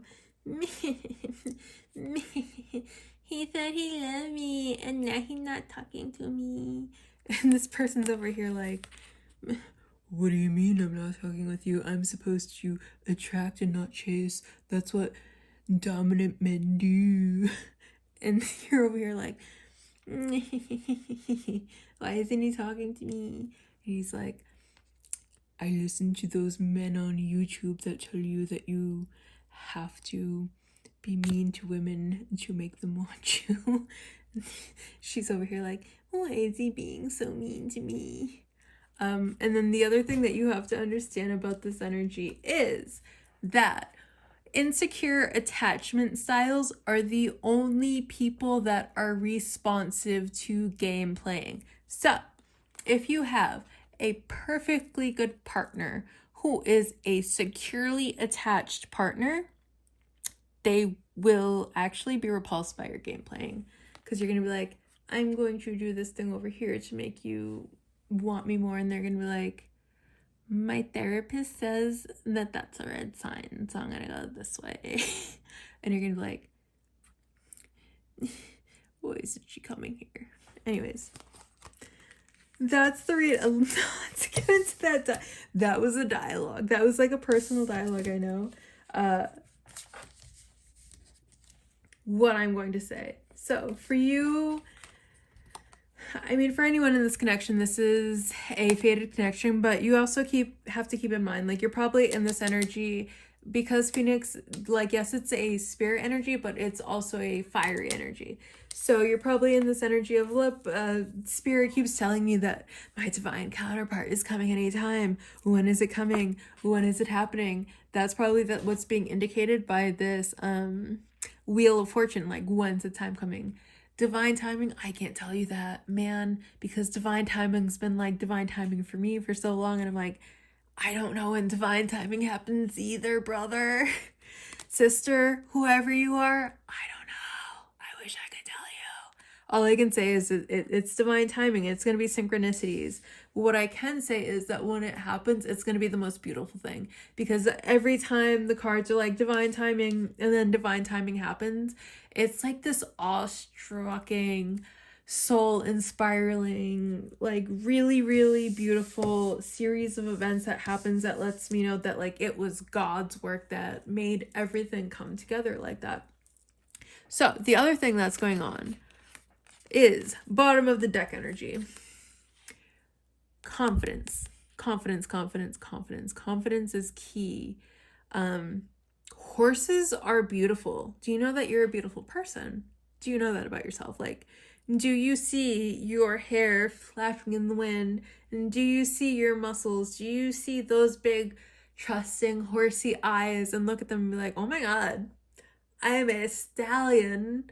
I can charge forward in all of my grace, beauty, and dignity, and just all people. Do you know that about yourself? I feel like horse people don't really know that about themselves. And that's an energy that you need to step into. Oh, so I love, okay, we're going to get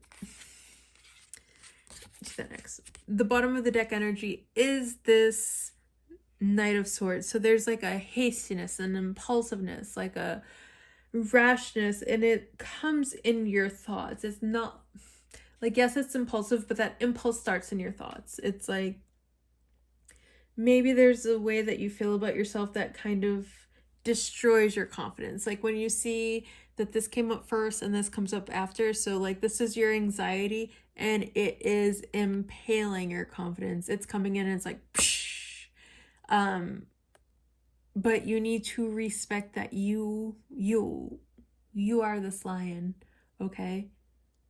Look at how cute that lion is. Look at how cute. Look at how cute. Look at its little cute nose. Look at its little cute rose. Look at its cute eyeballs. Oh, what a beautiful creature.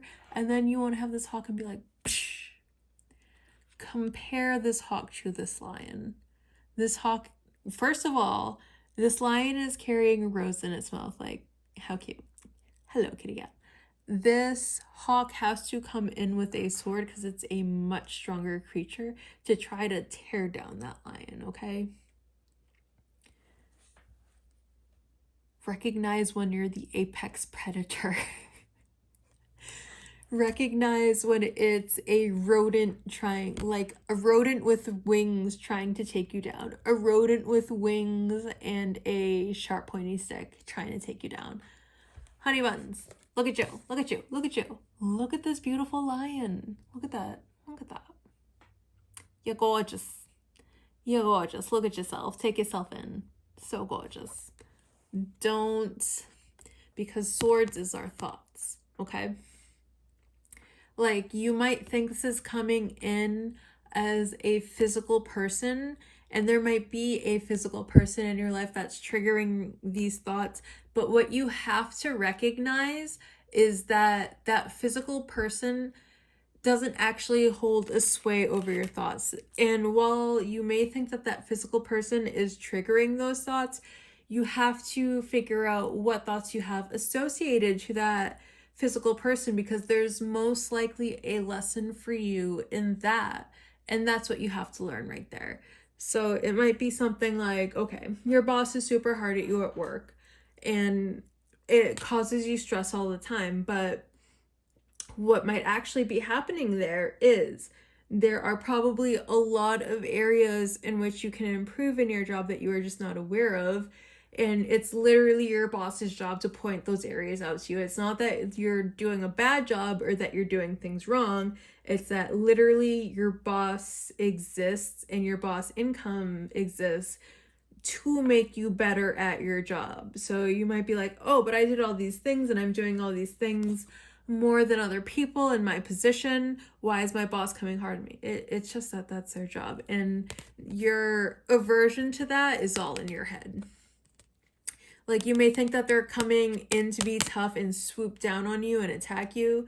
That's all in your head. No, that's literally just their job as your boss, is to be like, so I saw you clean the sink, but I saw that you didn't, deep clean right around the handle, so it's not perfect. And it's not that there's someone out there that's doing it better than you. It's literally, it's your boss's job to be like, I noticed that you did this thing, but there's this one part of it you didn't do. That's literally, that's all their job is. And they probably don't actually do your job as good as you do. Because there's, you probably have to think about the time constraint that you're giving. You have to think about the whatever tools you're given to do that job. But again, it's all in, like, it being a personal attack is all in your head. Okay. So let's get some channeled messages here.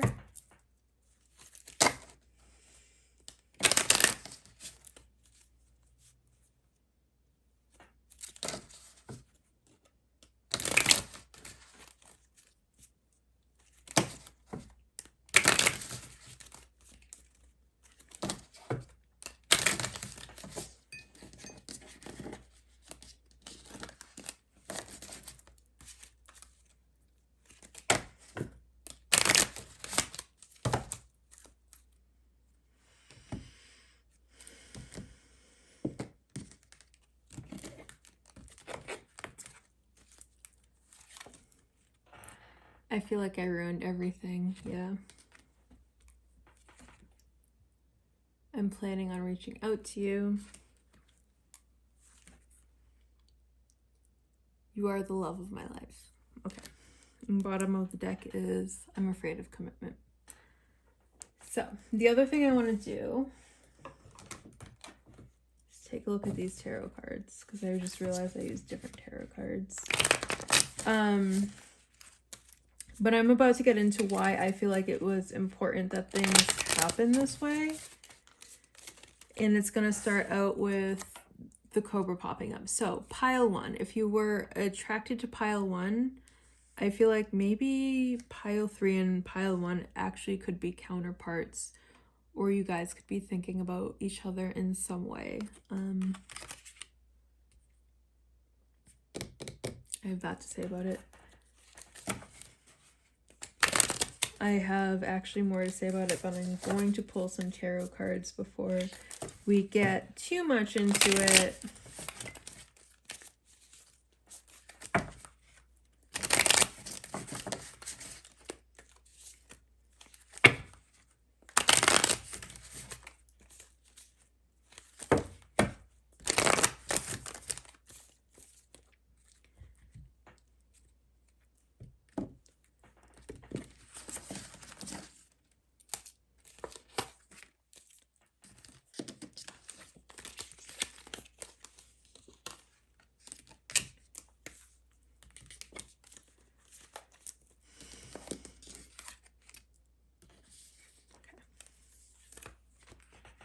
Oh my goodness. Oh my goodness. Oh my goodness.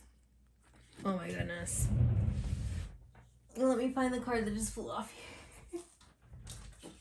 And we'll start with that card. Oh my goodness. Oh god. Someone wants like a really stable, like, here Jack and I'm Sally. And let's go into the Nightmare Before Christmas. Let's think about how Jack was so self-focused on his own goals that he didn't even see that there was a person in love with him. Okay, and then let's get into this. I feel like I ruined everything.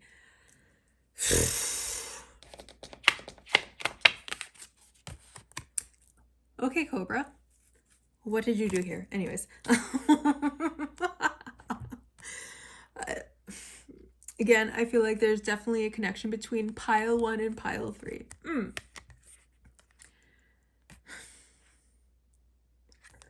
Let's look at this card first and foremost. What is Jack doing in this card? Jack is walking one way and he is so goal oriented. You see this present that's in his hand. He's holding it up. He's idolizing it. He's putting it on a pedestal. This is what Jack wants. What we also see is that there's something that Jack is carrying, and we don't even see that. Like, his attention is not even Like, this could very well be a big bag of presents that Santa is supposed to carry around, and we don't even see that in the picture because of how goal-oriented Jack is. So, let's get into the Chariot, and I'm planning on reaching out with you coming up on top of the Wheel of Fortune. So, divine timing is at play, right? Someone very well could want to reach out because they do feel the pull of this connection. However, with Jack looking at his present, okay, Jack is now sitting in his little thing with his reindeer pulling forward, and Zero honestly seems to be the only one that has a really good eye on where to go. So it's like Jack could maybe be letting his reindeer take the way, and Zero's like, but Jack, Sally's over there. And he may very well not have a good idea of, that's what I'm getting. Like, he's so lost in the sauce. There are too many options, there are too many ways to move forward that, like, he wants to reach out, but this doesn't feel like a Chariot card where the driver is really in command. It feels like Zero's in command here, right? Instead of Jack, when Jack is the one that should ultimately be leading things. So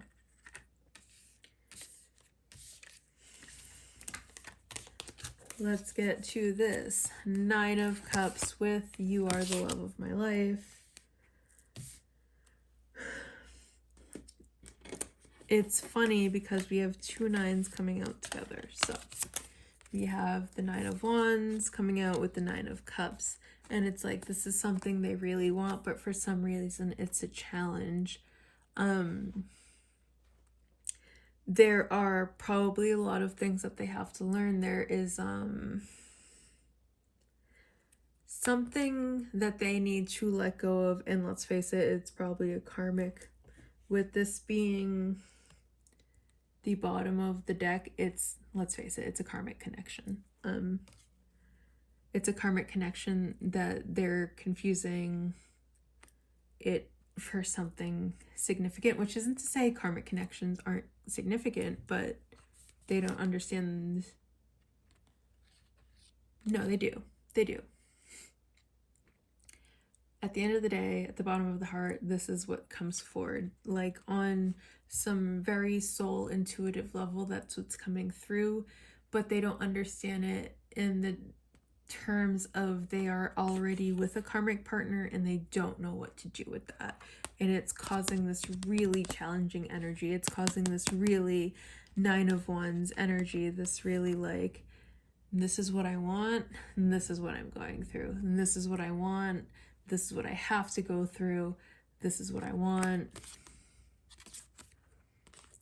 It's a challenge because these types of connections typically are, and there's some sort of communication that needs to happen here with this Page of Cups energy.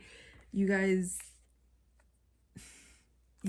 need to have this conversation in order for this reunion to happen. I think you both know that, like, on a soul level. So what I'm going to say is there's a lot of earth energy coming through. The Hierophant is ruled by Taurus. Pentacles are ruled by earth, so Virgo, Taurus, Capricorn. Again, another earth card, Virgo, Taurus, Capricorn.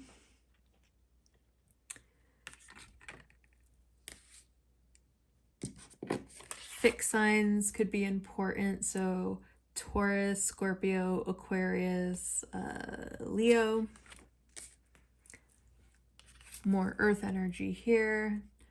Virgo, Taurus, Capricorn. I mean, we have a lot of different energies, but earth is definitely coming up prominently. So with this, we're going to talk about this Hierophant card.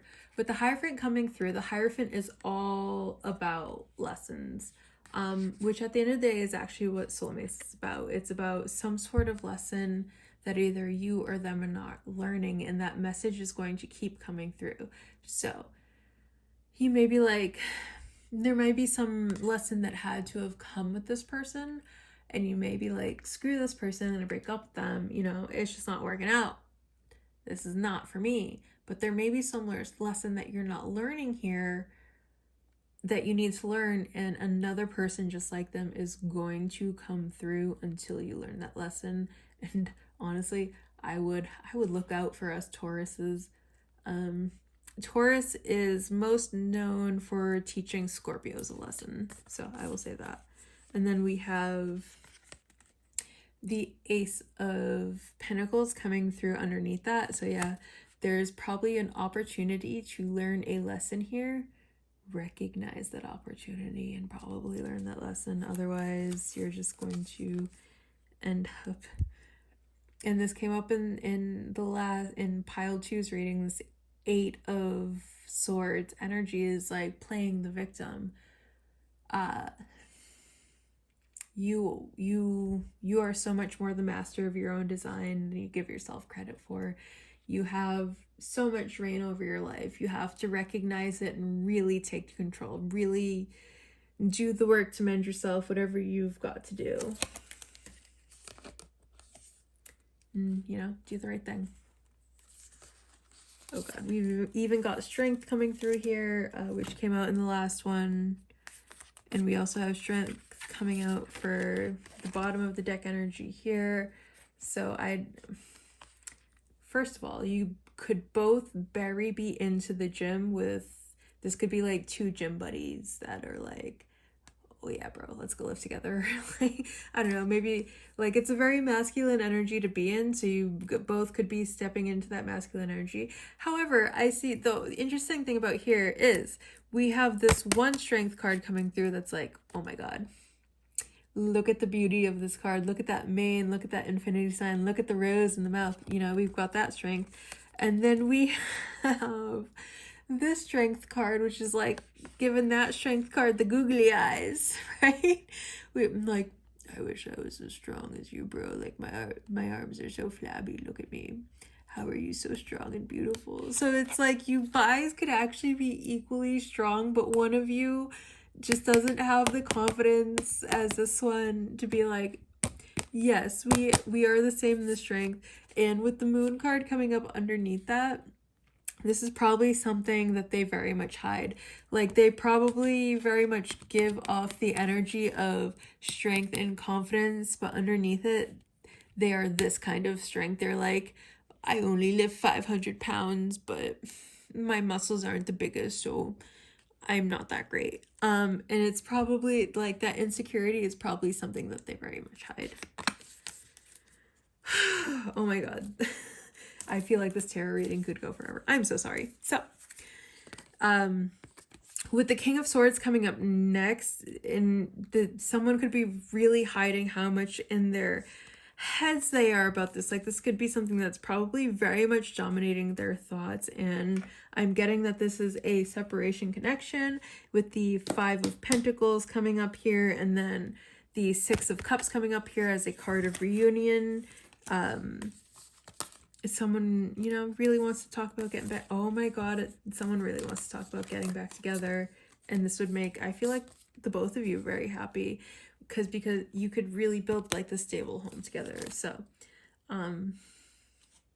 if you needed this as a sign to reach out to someone, I'd say go for it.